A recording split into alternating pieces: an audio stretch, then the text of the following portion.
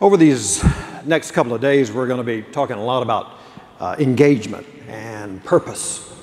And our theme this year is all related to that: powering communities and empowering members. Those words of purpose can help guide us when we have challenges, as you know. We're here in New Orleans at the scene of one of the worst natural disasters to ever hit modern America. And that, of course, was the 35-minute power outage at the Super Bowl back at the Superdome a couple of weeks. Of course, I'm talking about Hurricane Katrina. Then another major disaster hit America a few weeks ago, or last fall, when Superstorm Sandy struck the nation all up and down the Atlantic coast and the heavily populated areas of New York City. Now, to most of us, the greater New York area bears little resemblance to the small communities that we serve. But human need and compassion are universal. Co-ops played a significant role during that time to help restore power to some 10 million Americans. Well, there's a story coming out of that experience.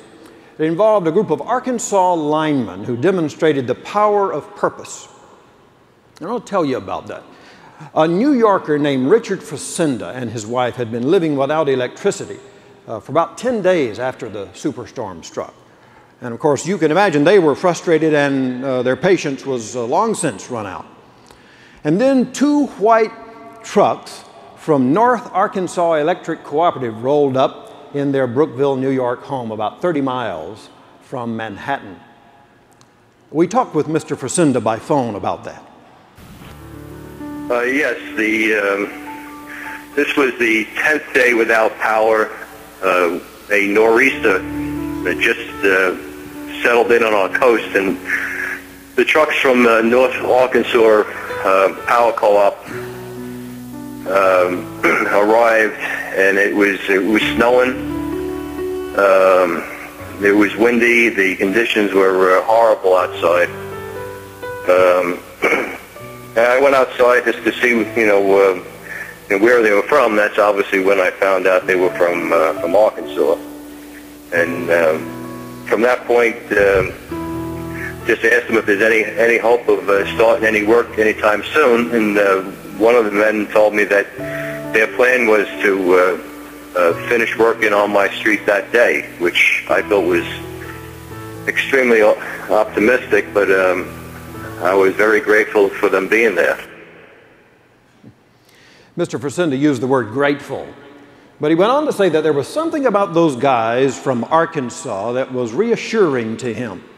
Their only purpose was to get his and his neighbors' power back on as soon as possible so they could return to their normal lives. I've been living in this area now for 30 years, and this Sandy knocked down on my street alone hundreds of trees that were, all the power lines were pinned underneath the trees.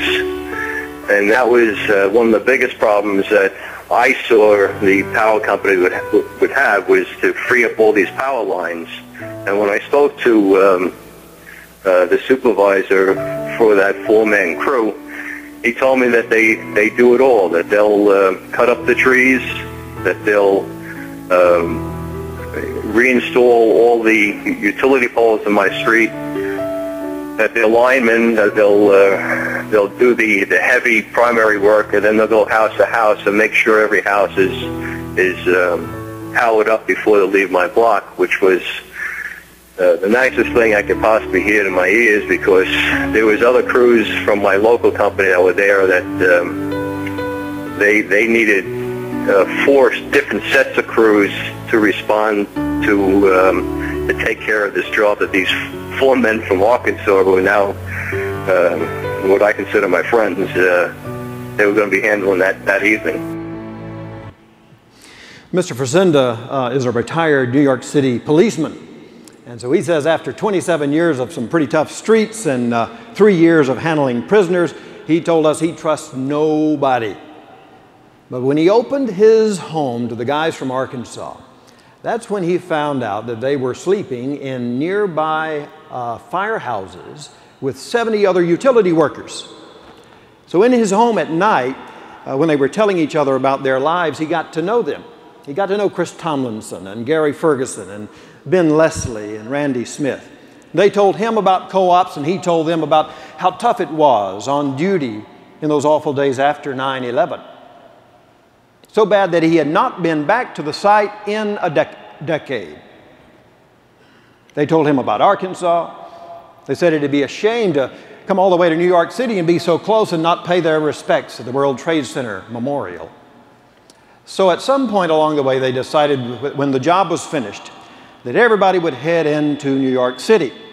And they did, with 20 other linemen from Arkansas. And it was while with these linemen on their trip to the Big Apple, that's when Richard Frisenda learned how Mel Coleman, the CEO at North Arkansas, felt that it was a moral duty for everybody to pitch in any way they could, help out any way they could, their fellow suffering Americans, and they learned about how co-ops work. And while in my home, we do what men do. We just shared stories. The cooperative business came up in discussion in my den one night, because I didn't understand how their business ran, and they explained to me that they were part of the ownership, and the customers are part of the ownership, which is so much different than this region here, where the cooperative, to me, makes sense. I wish we would get rid of our existing power company, and I can convince Mr. Coleman to speak to Governor Cuomo and take over our power company here. It's a smart business plan. It's when you own part of the same company you work for, you have a goal to be proud of your company, to work well, not to waste time. I have to thank Mr. Coleman. It means the world to me. He's obviously well respected within the cooperatives, and it obviously filters down all the way down to Randy Smith and Ben Leslie, Chris Tomlinson, Gary Ferguson, who work for North Arkansas. Mr. Coleman should be very proud of those four guys. They're four great men, and they're sincere men that came up here to do a job, and they made cooperatives very proud.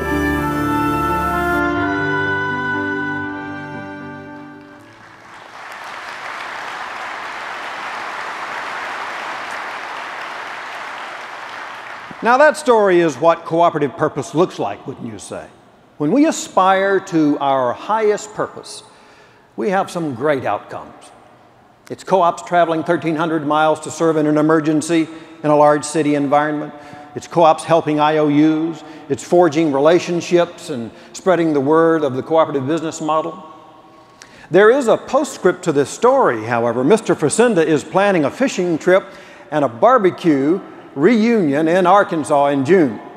The Arkansas Electric Cooperative sent 34 workers, 12 bucket trucks, 10 pickups, 3 digger derricks to the greater New York City area.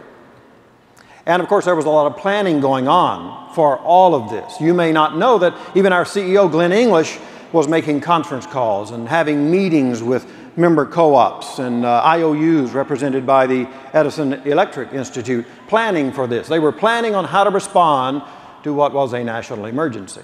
It's an example of how the power of focus can focus you on decision making when you're in the leadership position there.